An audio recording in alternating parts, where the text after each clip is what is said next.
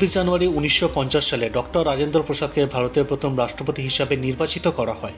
1950 এবং 1957 সালে তিনি পুনরায় রাষ্ট্রপতি হিসাবে নির্বাচিত হন। রাজেন্দ্র প্রসাদ ভারতের ইতিহাসে একমাত্র রাষ্ট্রপতি যিনি এই কৃতিত্ব অর্জন করেছেন। তবে জওহরলাল নেহরু কখনো চাননি যে রাজেন্দ্র প্রসাদ রাষ্ট্রপতি হন।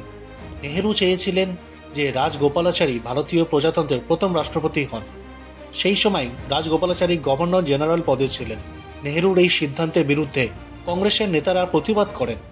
এই বিষয়টি নেহরুকে এতটাই বিরক্ত করেছিল যে তিনি নিজের পদত্যাগের প্রস্তাব দিয়েছিলেন। কিন্তু পরে সর্দার প্যাটেলের কৌশলের মাধ্যমে 24 জানুয়ারি 1950 সালে সংবিধান সভার অধিবেশন হয় এবং রাজেন্দ্র প্রসাদকে ভারতের প্রথম রাষ্ট্রপতি নির্বাচিত করা হয়। 1950 সালের এই দিনে জনগণমনকে জাতীয় সঙ্গীতের মর্যাদা দেওয়া হয়। জনগণমন রবীন্দ্রনাথ ঠাকুর রচিত একটি বাংলা ভজন ভারত ভাগ্য বিধাতার প্রথম স্তব। 24 জানুয়ারি 1950 সালে ভারতের জাতীয় সঙ্গীত হিসাবে এর হিন্দি সংস্করণটি গ্রহণ করা হয়। প্রথমবার 1911 সালে কলকাতায় অনুষ্ঠিত ভারতীয় জাতীয় কংগ্রেসের অধিবেশনে এটি গাওয়া হয়। এটি রবীন্দ্রনাথ ঠাকুরের ভাগ্নী সরলা দেবী গেয়েছিলেন। 1950 সালের 24শে জানুয়ারি প্রতিষ্ঠা হয়েছিল উত্তরপ্রদেশ রাজ্যের। 1 এপ্রিল 1937 সালে ব্রিটিশ সরকার এটিকে ইউনাইটেড প্রভিন্স নাম দিয়েছিল।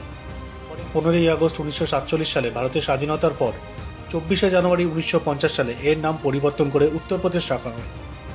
উত্তরপ্রদেশের ইতিহাস 4000 বছরের পুরানো। এই রাজ্য যেমন ভারতের রাজনৈতিক গতিপথ নির্ধারণ করে, তেমনি এটি সাংস্কৃতিক ও আধ্যাত্মিক দিক থেকে সমৃদ্ধ। বর্তমানে উত্তরপ্রদেশের মুখ্যমন্ত্রী যোগী আদিত্যনাথ। উত্তরপ্রদেশ থেকে সবচেয়ে বেশি প্রধানমন্ত্রী এসেছেন। লাল বাহাদুর শাস্ত্রী, চৌধুরী চরণ সিং, রাজীব গান্ধী, বিশ্বনাথ প্রতাপ সিং, চন্দ্রশেখর, অটল বিহারী বাজপেয়ী এবং বর্তমান প্রধানমন্ত্রী নরেন্দ্র মোদী উত্তরপ্রদেশের সাংসদ। উত্তরপ্রদেশে বর্তমানে 80টি লোকসভা এবং 403টি বিধানসভা আসন রয়েছে। 1966 সালে 24শে জানুয়ারি ভারতের পারমাণবিক কর্মসূচির জনক হোমি জাহাঙ্গীর ভাবা একটি বিমান দুর্ঘটনায় নিহত হন। এয়ার ইন্ডিয়ার বিমানটি মুম্বাই থেকে নিউ ইয়র্ক যাচ্ছিল, কিন্তু ইউরোপের আল্পস পর্বতমালায় তা ভেঙে পড়ে। এই দুর্ঘটনায় হোমি ভাবা সহ 117 জনের মৃত্যু হয়। হোমি ভাবার জন্ম 30 অক্টোবর 1909 সালে। মুম্বাইয়ের এক পার্সি পরিবারে তার জন্ম হয়েছিল। সিভি রমন তাকে ভারতে লিওনার্দো দা ভিঞ্চি বলে সম্বোধন করতেন। অনেকে বিশ্বাস করেন তার মৃত্যুতে আন্তর্জাতিক ষড়যন্ত্র ছিল, যাতে তার পারমাণবিক কর্মসূচি বন্ধ হয়ে যায়। 24 জানুয়ারি 2002 সালে ভারতীয় উপগ্রহ ইনস্যাট 3C সফলভাবে কক্ষপথে স্থাপন করা হয়। এটি ইসরো দ্বারা নির্মিত এবং এরিয়ান স্পেসের মাধ্যমে উৎক্ষেপণ করা হয়। ইনস্যাট 3C একটি বহু উদ্দেশ্যপূর্ণ উপগ্রহ ছিল।